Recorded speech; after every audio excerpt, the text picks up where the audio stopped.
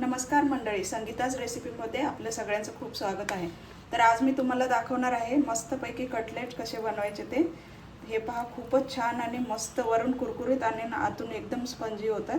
खूपच छान। आणि आता पाऊस पण चालू आहे तर मस्त चहा सोबत याचा स्वाद घ्यायचा आहे। आणि आज मी खूपच खुश पण आहे, कारण खुशीचं कारण काय ते तुम्हाला आता मी सांगणार आहे। सॉरी, मी तुम्हाला मध्येच थांबवते कारण माझा एक आनंद मला तुमच्यासोबत शेअर करायचा आहे। माझा बर्थडे होता 1 जुलैला, तर हे पहा माझ्या फॅमिलीकडून मला किती छान मिळाले गिफ्ट। एक सूर्यांचा सेट मिळाला आहे आणि एक चॉपिंग बोर्ड मिळाला आहे। मस्त, खूपच छान आहे। मला खूपच आनंद वाटला, मला असं प्रोत्साहन मिळालं। आणि पहिलं मी हे सुरी वापरायचे, पण बघूया आता या सुरींनी मला जमते का नाही, पण मी ट्राय करेन मस्त। आणि एक मला मोबाईल मिळाला आहे, हा पहा आयफोन। आता याने मी छानपैकी मी आता व्हिडिओ शूट करेन।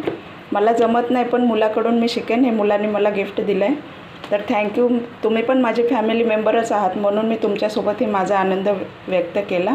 थँक्यू तुम्ही माझ्या आनंदात सहभागी झाल्याबद्दल। चला तर मग आता आपण सुरुवात करूया। तर हे पहा, 2 बटाटे मी असे धुवून स्वच्छ कापून घेतलेत। आता हे आपण उकडायला ठेवणार आहोत। असे कट करून घेतले की बटाटे लवकर उकडतात। तर हे पहा, बटाटे उकडून थंड केलेत। आता आपण याचे साल काढून घेऊया।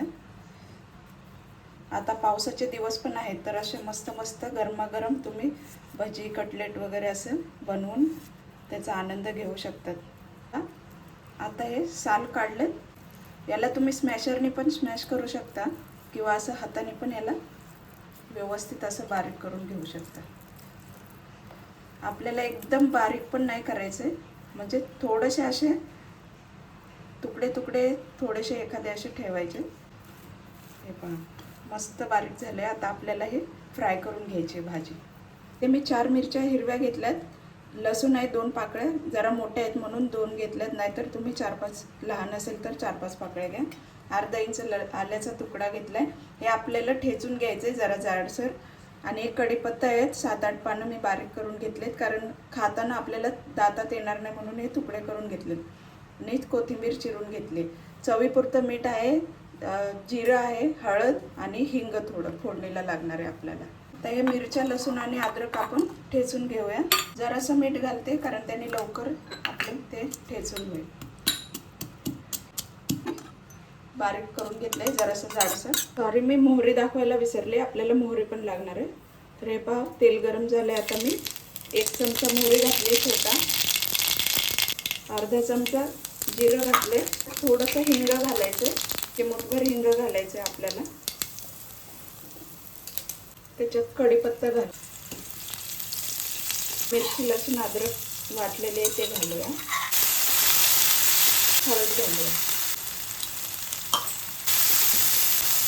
चवीपुरतं मीठ घालायचं, तुम्ही तुमच्या हिशोबाने मीठ घाला।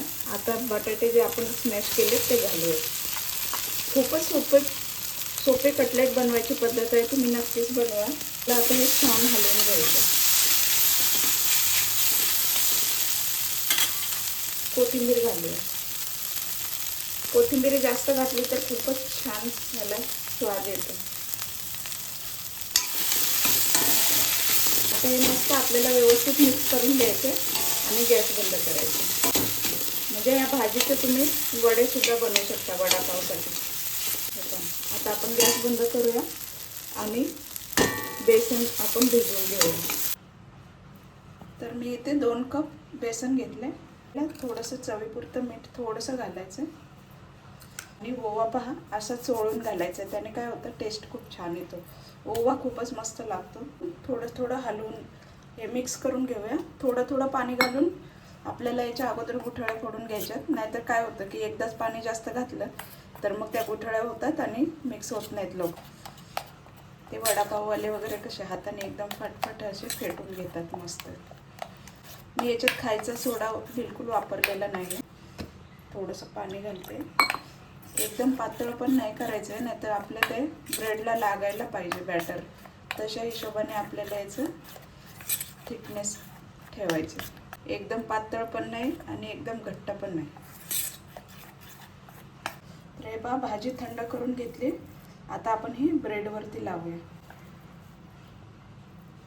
बनवायला खूपच सोपे आणि खूपच मस्त, मला खूप आवडतात कटलेट। आपल्याला दाबून अशी थोडीशी लावायची आहे छान. अजून एक एक ब्रेड ठेवायचा आहे व्यवस्थित असं. हा आपण नंतर कट करूया, पहिलं तुम्हाला एक दाखवते. हे पहा, असा मस्त कट करून याला असं चिटकवून ठेवायचं आहे आणि याला असं क्रॉसमध्ये आपल्याला असं पकडून दाबून कापायचं आहे. हे पहा, हे पहा, असे आपले 2 भाग होतील. हे पहा, एकदम हलक्या हाताने, नाहीतर ते भाजी आणि ब्रेड वेगवेगळे होतील. त्यामुळे व्यवस्थित कट करून घ्यायचं. आता हा एक मी कट करून दाखवते, पण हा मी तुम्हाला आणखीन छोटे कटलेट कसे बनवायचे ते थोडं कट करून दाखवते. आता ह्याचे आपण 2 भाग केले, तर याचे मी तुम्हाला 4 भाग करून दाखवते. मग तसे छोटे छोटे तुम्हाला हवे असतील तर तसे तुम्ही कट करून बनवू शकता. हे पहा, हा एक कट केला आणि असा एक कट मारायचा. हे पहा, मग असे छोटे छोटे पण छान होतात.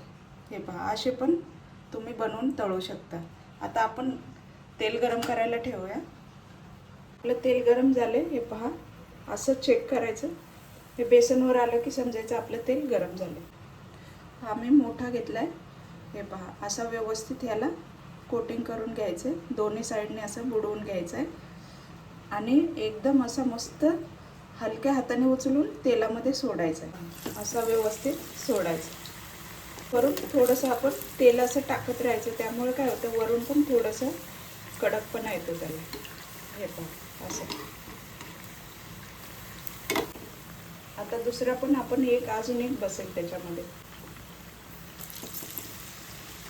हे पहा, आता हा दुसरा बघूया आपण, पलटी करूया. पहिलावाला हां, मस्त कलर आला. गॅस आपल्याला मिडियमच ठेवायचा आहे, म्हणजे व्यवस्थित आपलं मंद आचेवर छान असं शेकून निघेल. तर आपले कटलेट आता रेडी आहेत.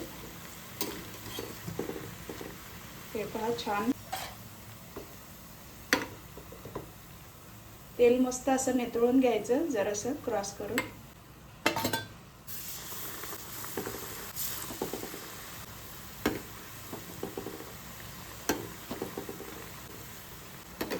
मस्त ब्राऊन कलर आलेला आहे. आता आपण हे पण काढून घेऊया. हे पहा, खूपच छान. आपले तळून झाले, थोडे बाकी आहेत, ते मी नंतर तळेल.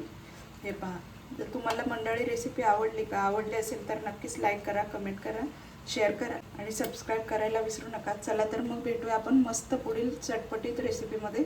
थँक्यू.